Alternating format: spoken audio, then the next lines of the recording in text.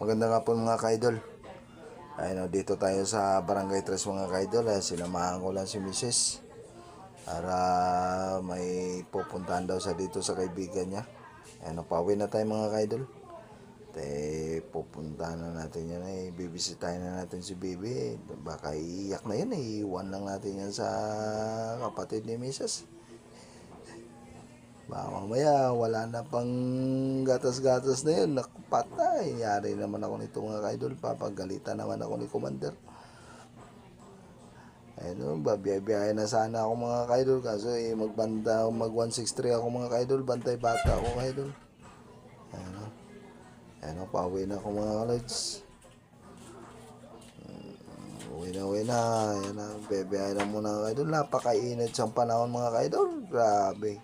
Summer na summer. Dama buka ulo ng mga idol. Grabe talaga. Kailangan lang natin tubig mga kaidol para hindi tayo mamalahan, matuyutan ba.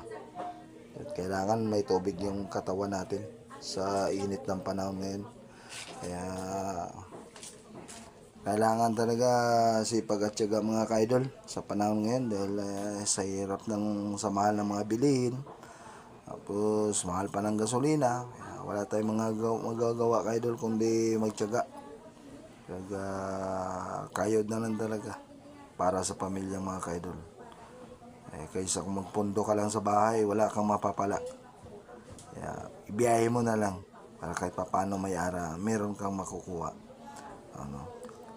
Thank you for watching mga kaidol. Please like and share mga kaidol.